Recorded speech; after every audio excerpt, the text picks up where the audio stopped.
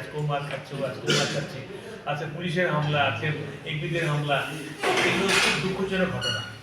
আমি অনুরোধ করব আপনি প্রতিটি জেলায় সফর করেন এবং প্রতিটি জেলার প্রতিটি উপজেলায়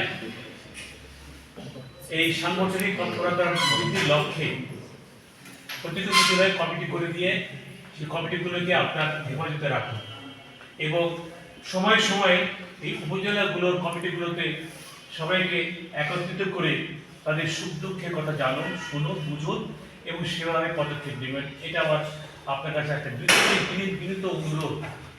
আমি 1974 সাল থেকে সাংবাদিকতা করি। 1974 সাল থেকে আগেও আমি সাংবাদিকতার সঙ্গে জড়িত আছি। যদিও আমি গভর্নমেন্ট কলেজের প্রিন্সিপাল ছিলাম, আমার অনেক প্রতিবন্ধকতা ছিল, আমাকে অনেক জায়গাতে আমাকেও হয়রানি হতে হয়েছে সরকারিভাবে, যে কেন আপনি সরকারি প্রথম শ্রেণীর কর্মকর্তা হয়ে আপনি সাংবাদিকতা পেশার সঙ্গে যুক্ত হলে। আমাদের সার্ভিস রুলে একটা ক্লজ ছিল যে আমরা পত্রপত্রিকায়, সাময়িক পত্রপত্রিকায় আমরা বিভিন্ন ফিচার লিখতে পারবো। এইটুকুই ছিল আমাদের সুযোগ।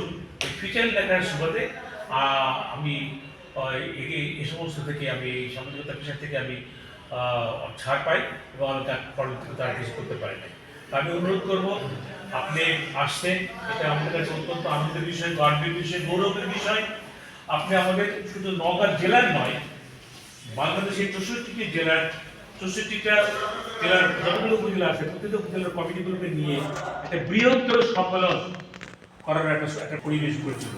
প্রথমে জেলা পর্যায়ে, তারপরে বিভাগীয় পর্যায়ে এবং সর্বোপরি বাংলাদেশের সবাইকে নিয়ে এই যে বৃহত্তর ফোরাম যেটা আপনারা নিয়ে আসবেন, সম্মেলন করবেন, এতে করে আমাদের ভিত আরো মজবুত হবে, আমরা সুসংগঠিত হব, আমাদের ভিতরে আরো ভাতৃত্ব বন্ধন দৃঢ় হবে এবং আমাদের এই সাংবাদিকতা পেশাটা আরো সুদৃঢ়ভাবে আমরা স্মুথলি আগায় নিয়ে যেতে পারবো।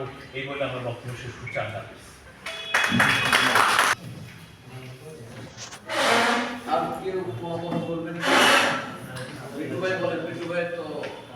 সমস্যা